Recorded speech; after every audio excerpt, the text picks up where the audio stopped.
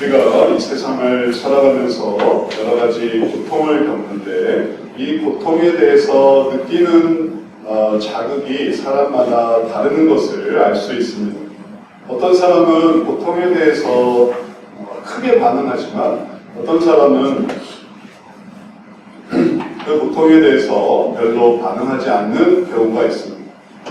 지난번에 제가 늘 운동하는 그 운동장에서 일어났던 한 사건인데, 축구를 하는데 축구를 종종 하거든요. 축구를 하는데 선수가 이게 바닥이 미끄러우니까 볼을 가지고 가다가 넘어졌어요. 넘어졌는데 뚝 소리가 나는 거예요. 뚝 소리가. 그래는 좀 더 큰 소리였어요. 어디에 부딪혔나 했어요. 빵 하는 것 같기도 하고 뚝 하는 것 같기도 하고 엄청난 소리가 났어요. 그래서 처음엔 어디 부딪혔나 이렇게 생각을 했어요.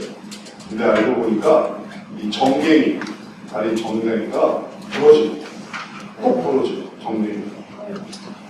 다른 선수들이, 젊은 친구였는데 다른 선수들이 주변에 가서 어떻게 됐는지 막 도와주려고 가서 이렇게 보다가 기겁을 하고 다 물러섰어요. 왜냐하면 다리가 덜렁거리고. 그래서 젊은 친구들이 도저히 못 보겠다. 그 장면은 도저히 볼 수 없다.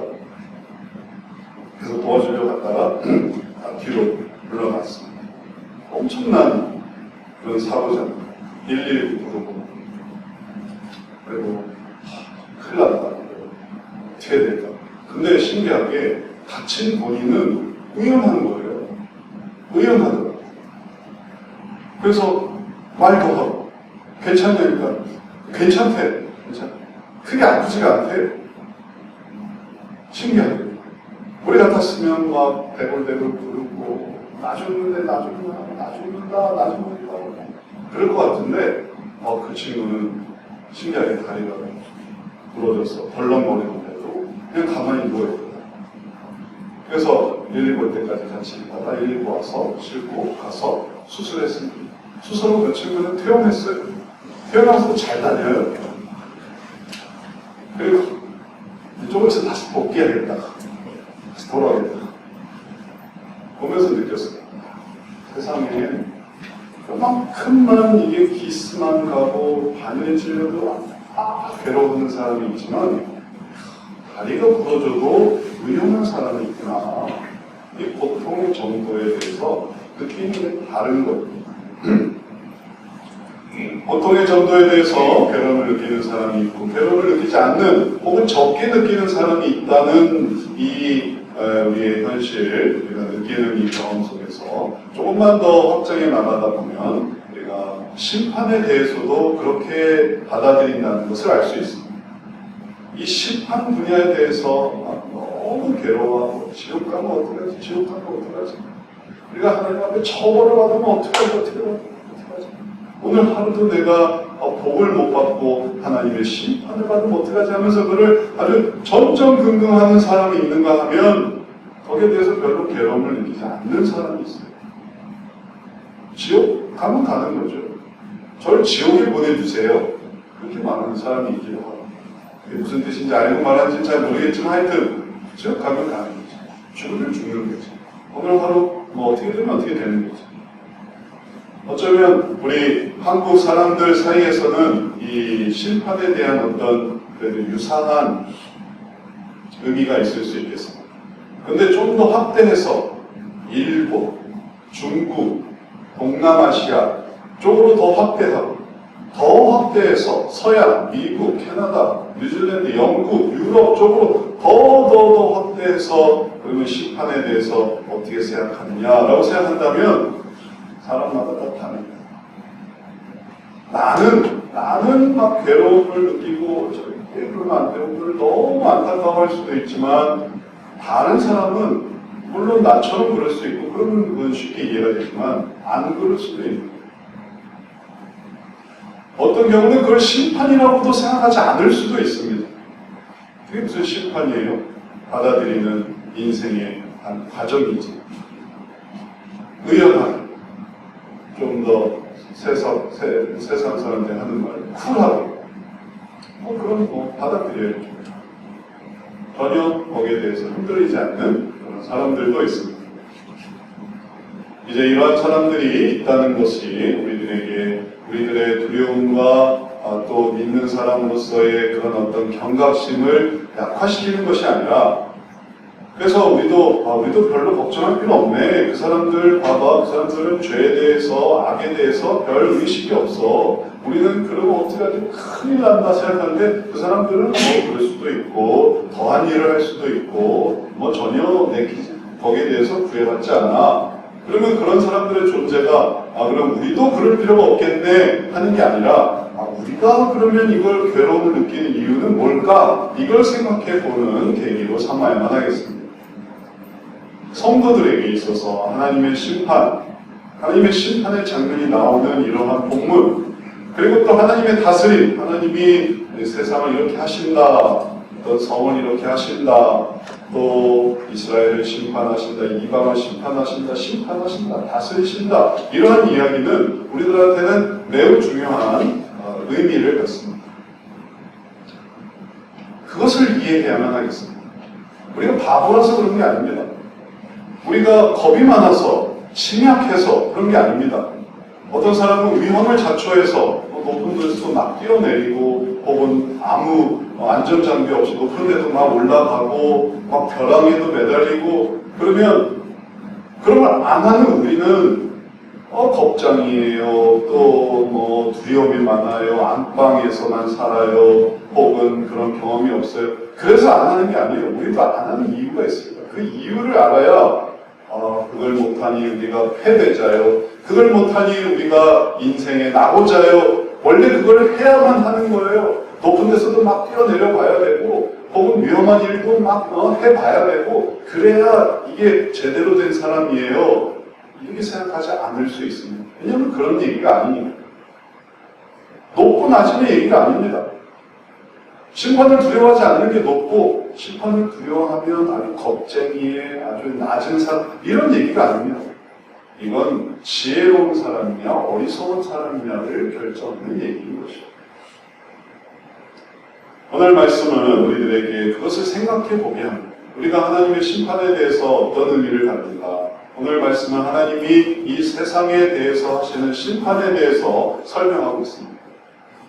스바냐서가 바로 이러한 것을 기반으로 하고 있기 때문에 하나님이 우리 안에 계시고 하나님이 우리로 인해 기쁨을 이기지 못하시며 우리로 인해서 노래하시며 이런 의미가 생겨나는 것이에요. 밑도 끝도 없이 그런 게 생기는 것이 아닙니다. 오늘 말씀 17절, 18절을 아까 잘 공독해 주셨는데 우리 다 같이 한 번 더 읽어보도록 하겠습니다. 내가 사람들에게 고난을 내려 맹인같이 행하게 하리니 이는 그들이 나 여호와께 범죄하였습니다.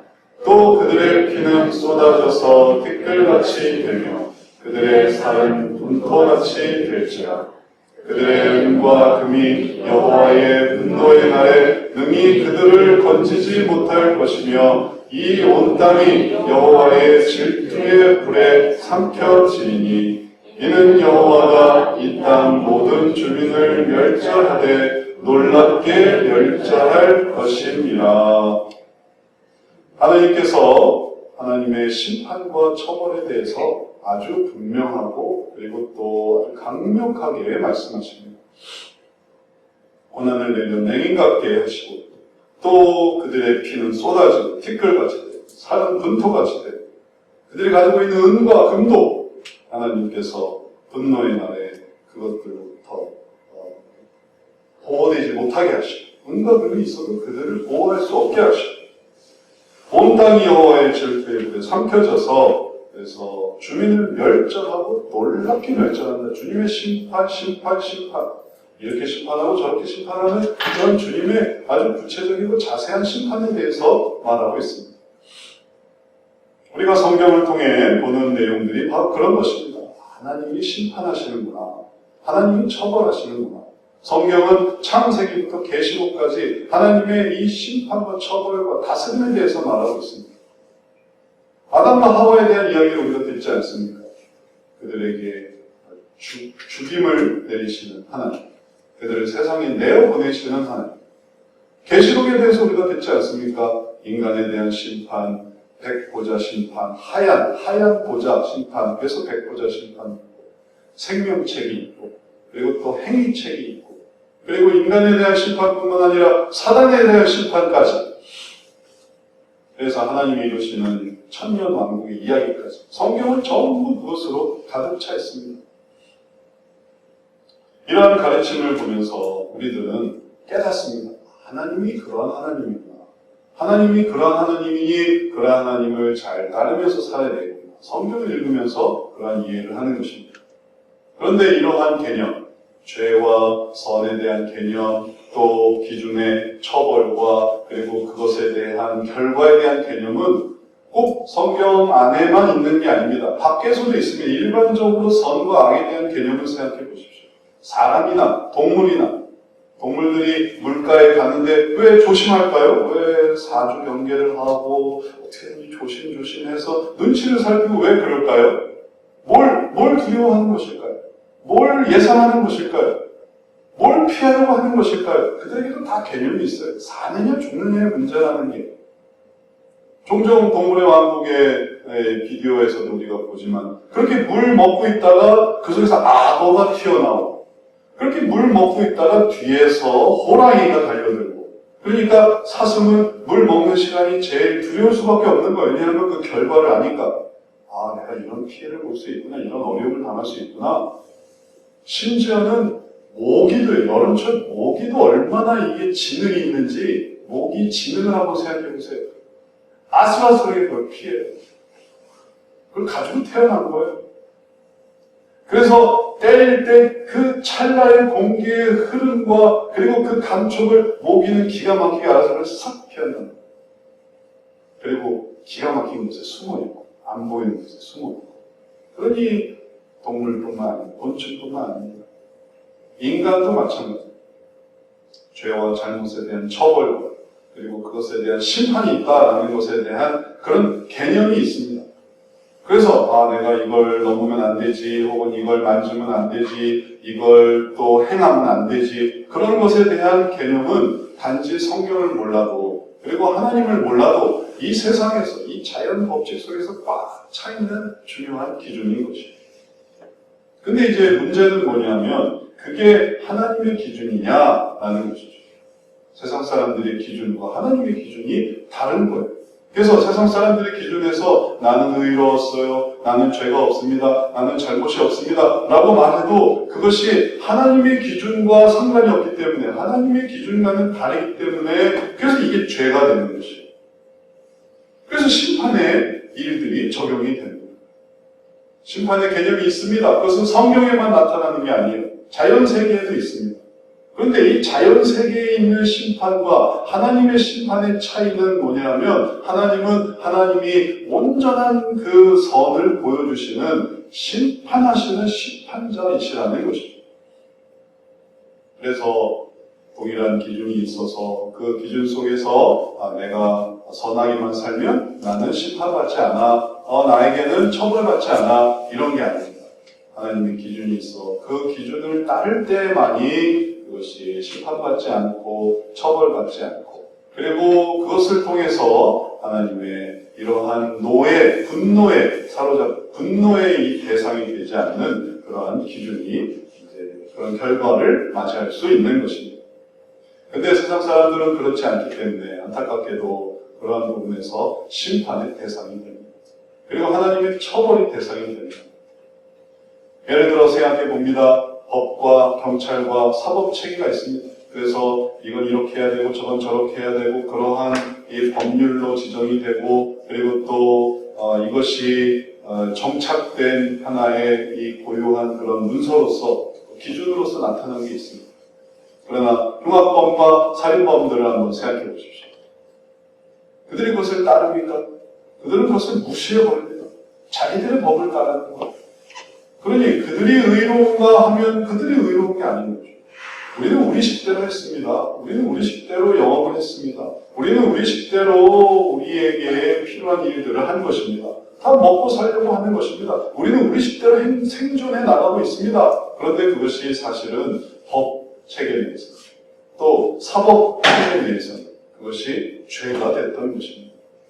조직폭력이라든지 혹은 연쇄살인이라든지 혹은 또 여러 가지 도둑질이나 혹은 또 성범죄나 이런 모든 부분들이 다 자기 딴에는 나는 정당하고 나는 의롭고 나는 문제가 없는 것 같아요 라고 생각하지만 그러나 이 법 체계 안에서는 그것이 문제가 되고 악함이 되고 그리고 그것이 다른 사람에게 피해가 되는 것처럼 하나님의 세계에서는 인간이 생각하는 이거 괜찮고 저거 괜찮고 하는 그런 모든 것들이 하나님 보시기에는 악한 것들이 있는 거죠. 그래서 우리들은 하나님의 심판의 얘기를 들으면서 하나님의 심판이 옳구나. 하나님의 가르치심이 옳구나. 그리고 또 하나님의 가르치심이 옳은 이유는 하나님이 거기에 대해서 벌을 내리시기 때문에 그런 거죠. 그건 하나님의 벌입니다. 그렇게 해서 없는 하나님의 벌이에요. 세상 사람들은 그걸 거부하죠. 그건 벌이 아닙니다. 그거는 우연히 있었던 일이고 그리고 또 뭐 세상 살다가 험난한 세상 이런저런 고생을 하기 마련인 것이죠. 자연스러운 일인 거죠. 그건 처벌이 아니에요. 그거는 우리가 잘못했다는 어떤 낙인도 아닙니다. 그러나 하나님은 그것을 쳐버리고 그리고 그것은 하나님의 명령에 대한 불순종이다라고 말씀하시는 것이죠. 이제 우리들은 이 차이 속에서 두 가지 큰 다름을 보게 됩니다. 하나의 다름은 뭐냐면 하나님의 법과 그리고 기준에 대해서 하나님을 대적하고 부정하는 사람들에게는 하나님을 따르는 게 너무너무 괴로워요. 그걸 따르는 게 너무너무 괴로워요. 따라야 한다는 생각도 괴로워요. 그리고 또 따르려고 한다 하더라도 그걸 진행하기가 괴로워요. 그래서 그들은 그 괴로움 속에서 계속 거부감으로 살아가게 됩니다. 그리고 이게 악순환되면서 어떤 일이 일어나냐면 하나님께서 그 일들을 심판하시고 그들은 그 심판을 거부하면 또 죄를 짓고 그래서 또 하나님을 심판하시고 그 심판으로 인해 또 죄를 짓고 그래서 이게 계속해서 악순환되어 가면서 세상은 더욱 악해져 가는 거예요. 다시 말해서 오늘 스바냐 말씀 속에서 하나님께서 도시를 멸절하고 그리고 또 사람을 멸절하고 그들의 은과 금을 멸절하고 그렇게 한다 하더라도 그들이 돌이키느냐 회개하느냐 그렇지가 않아요. 이 죄성이 끊임없이 지속되기 때문에 그들은 망했을지라도 또 다른 곳에 있는 사람들이 또 그 죄를 짓고 그것은 계속해서 이 세상에서 이루어지는 죄와 심판에 그리고 하나님께서 주시는 그 돌아오게 되기를 또 회개하기를 바라는 그 기간을 살아가는 그들의 아주 유한한 삶이 반복될 뿐입니다. 그들은 왜 돌아오지 않을까? 그들은 왜 하나님의 이러한 기준으로 순종하지 않을까? 그게 싫기 때문에, 그게 거부되기 때문에 그런 것입니다. 그것이 우리가 아까 말하는 하나님의 심판이 있고 하나님의 다스림이 있지만 그것을 거부하는 사람들의 마음속에 있는 거예요. 그 사람들은 왜 그걸 거부할까? 왜 그것에서 우리는 안타까워하고 돌이키려고 하는데 왜 그 사람들은 왜 그런 부분에서 반대할까? 그것을 거부하고 부정하기 때문에 그래서 그것으로 인해 어려움을 당하고 또 그 어려움을 당했기 때문에 또 더 멀어지고 또 더 멀어진 것으로 인해 또 더 어려움을 당하고 이게 반복이 되다가 인생이 끝나는 것이죠. 이제 그러한 자들의 어리석음을 보며 우리들의 모습을 생각해봅니다. 우리들은 어떠한 사람들입니까? 우리들은 뭐가 괴로우냐 하면 하나님을 의지하고 순종하는 자들로서 그 뜻을 따르지 않는 게 괴로운 사람이에요. 그 뜻을 따라야 되는데 왜 내가 그 뜻을 못 따를까? 끊임없이 괴로워해요. 왜 오늘 성경을 못 읽었습니까? 왜 오늘 하나님 말씀대로 살지 못했습니까? 끊임없이 괴로워하는 사람이에요. 그러니 이건 선순환인 것입니다. 선순환입니다. 사실은 우리가 이런 선순환 속에 살아가고 있구나.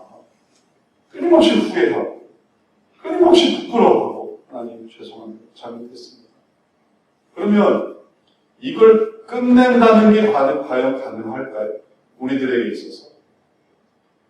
하나님의 심판과 처벌의 이러한 이 세계 속에서 마음 편히 좀 살아봤으면 좋겠다. 저 사람들은 담대해. 저 사람들은 두려워하지 않아. 저 사람들은 힘들어하지도 않아. 근데 우리는 늘 힘들어해. 우리는 늘 이것 때문에 못해서 괴롭고 해야 되는 걸 안 해서 부끄럽고 거기 시달리는 사람들이란 말이죠. 이 죄책감에 시달리는 사람들이란 말이죠.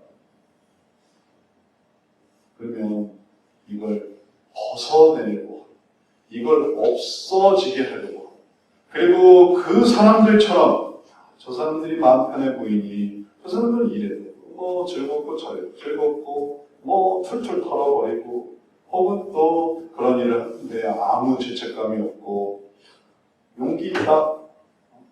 그들의 모습이 아주 부러워 보여 라고 생각한다면 우리가 왜 이걸 죄책감을 갖는지 왜 우리가 이걸 괴로워하는지 그 근본 이유를 알지 못하고 그 모습 그 자체 그 모습만 보는 거예요. 그러니 작은 것에만 매이는 것입니다. 이제 우리가 다시 근본적인 이해를 해야 되겠습니다. 오늘 말씀을 통해 이 심판에 대한 말씀 속에 우리들에게 근본적으로 가져야 되는 이해는 뭐냐면 우리는 왜 이걸 괴로워하는가 이유를 생각하는 것입니다. 우리는 왜 괴로워할까? 왜 괴로워하냐면 우리는 용서를 받았기 때문에 그런 것입니다. 이게 제일 중요한 핵심입니다. 우리는 용서를 받은 사람. 용서를 받았기 때문에 심판을 받은 사람들의 느낌과 이게 완전히 이게 다른 사람, 다른 차원에 살아가고 있는 사람. 용서를 받았으니 우리가 심판을 받아야 되는데 우리가 지옥에 가야 되고 우리의 죄로 우리가 처벌을 받아야 되는 믿지 않는 사람들이 처벌을 받아야 되는데 우리는 그렇게 되지 않은 것입니다. 우리는 용서를 받았어요. 하나님 안에서 무한한 그리스도의 피로 용서를 받았습니다. 그리고 용서를 받은 자로서 살아가려고 하는데 부족한 것이 생겨나는 거죠. 그래서 부끄러운 거죠. 그래서 죄책감을 느끼는 거죠. 잘했어야 되는 왜 더 잘했어야 되는 우리가 도덕을 세워나가는 것입니까? 아니에요. 우리가 하나님 안에서 받아들여졌는데 이 받아들여지는 게 이게 떨어져 나가는 거 안타까워하는 거예요. 우리가 더 잘하려고 올라가는 사람들이 아니고 하나님 안에서 용서를 받아 용납되었는데 거기서 혹 떨어질까 봐 안타까워하는 사람들인 것입니다. 근본적으로 자녀가 부모님한테 잘하려고 하는 이유가 뭐겠어요? 그건 자녀이기 때문에 그런 것이죠. 그 관계에서부터 시작되는 것이죠. 그 관계에서부터 내가 잘해야 가족이 되는 그런 게 아니라 가족인데 그러지 못하는 게 안타까운 거예요. 우리는 원래 내가 아들이었는데 아들답지 못한 게 안타까운 거. 딸이었는데 딸답지 못한 게 안타까운 거. 하나님의 귀한 자녀였는데 그 자녀로서의 그 영광의 모습을 드러내지 못할까봐 안타까운 것이고 그래서 우리는 이 안타까움 속에 뭘 갖게 되냐면 선순환이 있는 것입니다. 그게 우리들한테는 좋은 것이죠. 그게 우리들한테는 우리를 살리는 힘인 것입니다. 그를 아파하고, 그를 안타까워하고, 그를 괴로워하기 때문에 어디로 가려고 하냐면 하나님의 은혜로 들어가려고 하는 것입니다. 그러니 조금만 틀어줘도 이러면 안 되지 하고 다시 정상적으로 돌아오려고 하고 그리고 하나님의 뜻을 어겼나 혹은 하나님의 뜻을 어떻게 하면 더 잘 따를 수 있을까 그것을 고민하는 사람. 그래서 오늘 우리가 이 심판의 모습을 보면서 이 심판 속에서 우리는 용서를 받은 사람이구나. 하나님의 이러한 심판, 그 믿지 않는 자들과 부정한 자들과 범죄한 자들에게 하나님 주신 이 심판을 보면서 우리들은 오히려 네가 받은 은혜는 참 감사한 것이구나. 이걸 깨달아야 하는 것입니다.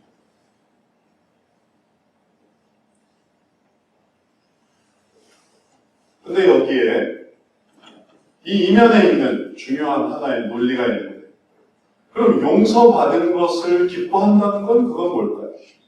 그건 뭘 전제로 하고 있습니다. 용서받았다는 걸 기뻐하는 건 뭘 전제로 하는데 그건 뭐냐면 심판을 받을 대상이었는데 원래 심판받았다 마땅한 자였는데 그런데 심판을 받지 않고 용서를 받았어. 이게 아주 핵심적인 이 논리의 요소예요.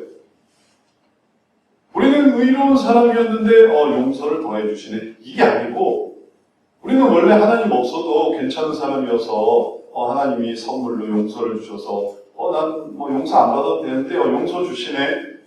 기쁘네. 그 다음에 하나님 저 사람도 용서를 주시고 저 사람도 용서를 주시고요. 하나님 왜 이렇게 심판하십니까?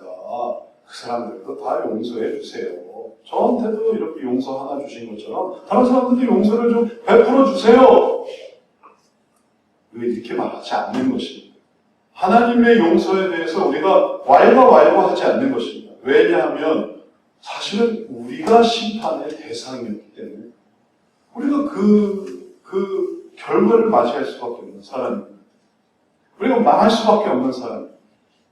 우리도 앞뒤를 알지 못하고 무엇이 옳은지 무엇이 그른지 알지 못하고 쓰러질 수밖에 없는 사람입니다.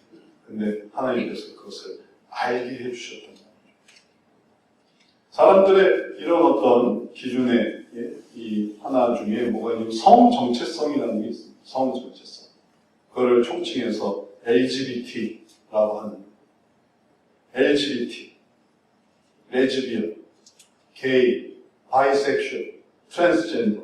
그러면 이게 이제 전부 다 해서 성정체성 총칭합니다. 하나의 예를 들었습니다. 어떤 사람은 이 LGBT 속에서 아무런 두려움이 없고 아무런 죄책감이 없고 아무런 그런 거리낌이 없어요. 그래서 그것을 즐깁니다. 그것의 인권과 그리고 그 인권의 어떤 신장과 그리고 그러한 처우와 그리고 그러한 대응에 대해서 열심히 노력하는 사람들이 이 LGBT 문제를 가지고. 근데 어떤 사람들은 이 LGBT의 이런 성향을 가지고 씨름하고 하나님 이걸 어떻게 하면 극복할 수 있겠습니까? 하나님 이걸 도와주세요 하는 사람들이 있어요. 성도들 중에도. 나에게는 왜 이런 천형이 내렸을까요? 왜 나한테는 이런 성향이 생겼을까요? 근데 가만히 생각해보면 그는 왜 그걸 괴로워할까요? 왜 밖에 나가서 다른 사람들처럼 팻말 부르고 띠 부르고 그를 위해서 더 싸우는 사람이 되지 않고 왜 그는 이 LGBT의 어떤 성도들에게 그런 성향이 있다고 했을 때 왜 그걸 가지고 괴로워하면서 이 문제를 가지고 하나님 안에서 도와주세요 하고 있느냐 말이죠. 이유가 뭐겠습니까? 그는 그것이 나쁘다는 것과 심판의 대상이라는 것과 그리고 내가 그것을 통해 용서를 받는 사람이라는 것을 깨닫고 있는 거예요. 내가 그래도 하나님은 나를 용서해 주셨다는 걸 알고 있기 때문에 그것을 괴로워하는 것입니다. 이것이 우리의 삶의 모든 부분의 형성이 됩니다. 단순한 논리가 아니에요. 주님이 심판하셨네. 우리는 용서받았네. 심판받은 사람 불쌍하고 우리는 용서받았으니 괜찮고. 그게 아니고 용서받은 사람이 진짜 마치 무슨 이 모든 것에 면죄부를 가지냐. 전 용서받았어요. 이제 저는 다 아무나 죽여도 되고, 아무나 살인해도 되고, 아무거나 뺏어도 되고, 저는 용서받았으니까요. 면세살인범이 회개하고 용서받아서 당당한 모습을 갖는다고 생각해 보십시오. 그게 진짜 용서일까요? 원래 심판을 받았어야 됐는데, 죽었어야 됐는데, 처벌을 받았어야 됐는데 그런데 용서를 받은 거니까 그래서 겸손해지는 것입니다. 그래서 머리가 숙여지는 거예요. 그래서 여기에는 냉소주의가 있을 수가 없고 여기에는 하나님께 대한 비판이 있을 수가 없고 하나님 왜 이래라 저래라 하십니까? 용서받았는데 용서받았으면 그건 아닙니까? 용서해 주셨다면서요? 그건 뭐가 부족한 거죠. 우리가 들어도 그건 용서가 아닌데 그럼 도대체 뭐가 부족한 거예요? 뭐가 부족해요? 사람이 얼굴 혈색이 좋으면은 이게 깨끗하지 않습니까? 근데 얼굴 색깔이 까매지고 노래지고 그럼 뭔가 부족해요. 그 속에 뭔가 부족해요. 헤모글로빈이 부족해요. 헤모글로빈이 부족하니까 얼굴이 노래지는 것이고 간에 문제가 있는 것이고 혹은 또 햇빛을 많이 쬐지 못하는 것이고, 그래서 헤모글로빈이 부족하니까 왜 그렇게 얼굴이 노랄까요? 문제는 우리가 다시 한번 이 심판을 보면 용서의 의미가 간단하게 아님을 다시 한번 깨닫고 우리의 모습 속에 있어야 되는 건 뭐냐면은 내가 용서를 받은 것은 원래 심판을 받았어야 했는데 용서를 받은 자다. 이걸 생각하면 그러면 고개가 탁 숙여지는 거지. 고개가 탁 숙여져요. 이게 중요한 거예요. 용서만 받았다고 생각하면 심판에 대해서 생각을 안 해요. 하나님을 믿는데도 심판을 생각 안 해요. 이상하죠. 분명히 하나님 믿는 거 알지 않습니까? 하나님 믿으시는 거 맞지 않습니까? 아, 그렇죠. 내가 하나님 믿죠. 하지만 나는 심판을 안 받아요. 저녁에도 심판을 받지 않았고, 지금도 심판을 받지 않고, 앞으로도 심판을 받지 않을 거예요. 난 용서만 받았어요. 크게 오해하고 있다. 그런 심판의 대상이었다가 용서를 받은 자. 그래서 내가 심판을 받았는데 받을 수밖에 없었는데 용서를 받은 자다. 그러니까 어떻게 되겠습니까? 그러니까 겸손해지고. 또 지금 심판이 이루어지고 있어요. 지금도 심판이 이루어지고 있네. 내가 잘못하는 걸로 지금도 심판이 이루어지네. 내가 뱉은 말로 심판이 이루어지고, 내가 했던 행동으로 심판이 이루어지고, 내가 예수님을 믿지만 그러나 내가 하는 악함으로 인해서 내가 지금도 심판을 받고 있으니 그 심판을 생각할 때 이게 이만한 게 참 감사합니다. 천국도 마찬가지예요. 우리가 천국 앞에서 진짜 당당하게 하나님 나오세요. 하나님 제가 한 걸 생각해 보세요. 내가 얼마나 많이 구원을 했고 얼마나 많이 구제를 했고 얼마나 많이 했는지 자 보세요. 하나님 도열에 계세요. 그래서 제가 들어가면 하나님이 저를 버선발로 뛰어나와 맞이해 주세요. 그게 그럴 사람이 있을 수 있겠습니까? 내가 뭘 잘못했을까? 혼나면 어떡하지? 그게 정상인 거예요. 그래도 용서해 주시니, 그래도 용서해 주시니, 하나님, 그래도 용서해 주십시오. 왜냐하면 항상 부족하고, 항상 부족해요. 종의 모습은, 용서받은 자의 모습은 항상 부족해요. 그리고 그게 당연한 것입니다. 그런 모습이. 그래서 하나님, 제가 이거 많은 달란트를 주셨는데 이거밖에 가지고 나오지 못했는데 하나님 이걸로 좀 용서가 될까요? 할 때 괜찮다 하면 이제 사는 거죠. 용서. 내가 더 전도할 수 있었고, 내가 더 기도할 수 있었고, 내가 더 봉사할 수 있었고, 내가 더 하나님께 영광을 드릴 수 있었을 텐데 그러지 못한 게 성도들에게 있고, 그렇기 때문에 용서는 더 기쁜 것입니다. 이제 하나님의 심판과 대비되는 반대에서 겸손한 사람들의 모습이 스바냐 2장에서 나오고 있습니다. 그래서 스바냐 1장에서의 심판이 용서로 올라가면서 그래서 기쁨으로 가는 것이에요. 2장으로 넘어가서 하나님은 말씀하십니다. 수치를 모르는 백성아 모일지어다 모일지어다. 명령이 시행되어 날이 겨같이 지나가기 전 여호와의 진노가 너희에게 내리기 전 여호와의 분노의 날이 너희에게 이르기 전에 그리할지어다. 주님은 이방인들에게 스바냐로 하여금 전파하게 하신 게 아니었습니다. 사실은 이방인에 대한 심판을 얘기하면서 이스라엘 사람들한테 얘기하고 있는 것이에요.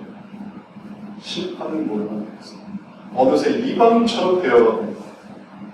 어느새 마음이 강박해져서 하나님이 심판하시는 것이 심판을 하시는 것으로 이게 받을 수밖에 없었는데 그것을 구원받았다 하더라도 예를 들어 애국에서 구원해 주셨지만 그걸 잊어버리는, 광야에서 구원해 주셨지만 그걸 잊어버리고, 나라를 세우게 해주셨지만 잊어버리고, 외적들에게서도 도와주셨지만 그걸 잊어버리는.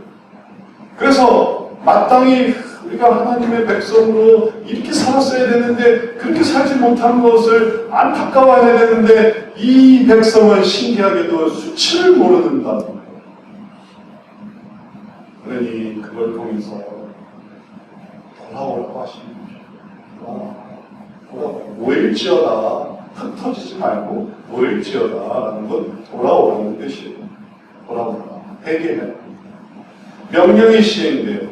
날이 겨같이, 겨는 가볍지 않습니다. 날이 그냥 휙휙휙 날아가. 시간이 엄청 빠른데, 하루가 엄청 빠른데 이렇게 느껴질 때가 있어요. 일주일이 금방 가는데. 그럼 이제 명령이 시작되고 있는 거죠. 여호와의 증거가 너에게 되는 자, 여호와의 분노의 날이 너에게 되는 전에 그날이지. 그래서 물론 우리가 그거는 불순종하는 자의 얘기죠. 하나님 안 믿는 자들의 얘기죠. 근데 사실 하나님 안 믿는 자는 마음이 편해요. 그럼 우리만 지금 저 사람 진짜 불쌍하다 그러고 있는 거지. 그 사람들은 우리가 도대체 뭐가 불쌍한데요? 그러고 있는 거예요. 왜 우리는 아무 개념이 없는 천국, 지옥 개념조차 없는 그냥 인생은 그냥 그런 거다라는 그런 인식 속에 살아가는 우리만 그냥 전전긍긍하면서 야, 저 사람들 어떻게 될까? 이러고 있는 거지. 그래서 우리가 정말 깨달아야 되는 것은 우리 자신입니다. 그 사람들에 대한 돌이킴이 우리들에게도 돌이킴이 됩니다. 그 사람들을 안타까워하는 마음이 우리에게도 안타까움이 되어서 우리가 심판을 되어 용서를 받은 자로서 감사 속에 살아야죠. 그리고 또 하나님의 심판에 우리도 부족함이 없는지를 돌아봐야지. 이렇게 생각할 때 우리가 다르게 생각하는 것입니다. 아까 그 난리가 나서 다리가 부러지고 그 다음부터 우리가 어떤 걸 했냐면은 미끄러운 데서 하지 말자 해가지고 엄청 조심하게 됐어요. 미끄러워서 넘어지는 바람에 그게 이제 교훈이 돼요. 저럴 수가 있네. 그 전에는 아무 개의치 않았어요. 미끄러워도 잔디밭이라 아무 상관없겠지. 근데 미끄러운 데도 저럽니다. 그러니까 다친 사람은 이게 다친 대로 이제 수술해서 이게 붙이고 기부스하고 이제 괜찮다고 이제 그렇게 처리가 됐고, 아닌 우리는 이제 같이 이제 운동하는 사람들은 이렇게 조심하게 돼요. 조심하게 서로 다치지 않게 조심하죠. 그런 원리처럼 하나님이 저렇게 심판하시는 사람은 그 사람들의 심판은 그 사람들에게 맡기고 그 사람들이 어떻게 반응하는지 그거는 일단 우린 잘 모르니까 그건 하나님께 맡기고 그 다음에 우리도 이제 조심하는 것이죠. 우리도 여호와의 나라. 그리고 하나님께서 우리들을 부르십니다. 여호와의 규례를 지키는 세상의 모든 겸손한 자들아 너희는 여호와를 찾으며 공의와 겸손을 구하라. 너희가 혹시 여호와의 분노의 날에 숨김을 얻으리라. 그래서 이 처벌의 이야기가 결국은 나의 용서의 이야기가 되면서 내가 이런 용서를 받은 사람이구나. 내가 이렇게 보호를 받는 사람이구나. 감사로 변화되게 되는 것입니다. 이걸 이해하셔야 됩니다. 기쁨은 그냥 하늘에서 뚝 떨어지지 않습니다. 우리 가정이 깨어지려면 예전에 깨어졌고 내가 망하려면 내가 옛날에 망했고 내가 실패하려면 옛날에 실패했을 텐데 하나님이 나를 용서해 주셨네. 그래서 내가 그 고비를 거쳤네. 우리 가정이 그 위기를 극복했네. 그러니까 지금 받는 용서는 감사하는 거죠. 감사하다. 그래서 기쁨이 생기는 것이에요. 그런 거 없이 평탄하다가 이런 일들이 생기는 게 아니라 바닥에서부터 연단되고 훈련되고 바닥에서부터 처벌과 어리석음에서 또 용서받고 그랬던 삶이었기 때문에 하나님의 용서 속에 또 숨김을 받는 것입니다. 우리는 하나님의 심판에 대해서 어떤 생각을 합니까? 거부감을 느낍니까? 아니면 죄책감을 느낍니까? 하나님이 또 심판하시네. 이렇게 생각하세요? 아니면은 내가 혹시 부족한 게 있는가? 내가 부끄러운 게 뭐가 있을까? 이렇게 생각하십니까? 만약에 죄책감을 느끼면 그건 아주 정상적이고 좋은 죄책감을 느껴야만 하는 거죠. 왜냐하면 우리가 용서를 받는 사람. 거부감을 느끼는 사람이면 그러면 그것을 다시 한번 되돌아봐야 됩니다. 왜 그게 거부감이 생기는지. 왜 용서받은 걸 잊어버렸는지. 죄책감을 느낀다면 그걸 감사하게 생각하고 앞으로도 더 하나님 나라를 위해서 애써야지. 그럴 때 우리는 겸손한 자로 하나님의 용서를 받는 자. 하나님께서 이렇게 용서해 주신 또 하나님이 받아주신 것, 그 다음에 하나님이 숨겨주시는 것, 여러 가지 어려움 속에서 숨겨주시는 것, 이걸 기억하고 하나님을 따르는 그런 성도들이 되어야 되겠습니다. 오늘 스바냐서를 통해 우리들이 수치를 모르는 백성들을 봅니다. 그런 사람들이 아닌 겸손을 아는 자들이 되어서 하나님과 동행하며 그래서 주님이 우리 안에 계셔서 주님이 우리를 위해 기뻐하시고 그 기쁨을 이기지 못하여 하신다는 스바냐 3장의 말씀 우리 삶 속에 충만히 이루어지는 거룩한 삶 살게 되시기를 주의 이름으로 축원합니다. 사랑의 주님, 우리들의 삶 속에 하나님께서 행하시는 일들이 놀라운 것을 다시금 깨닫게 해 주옵소서.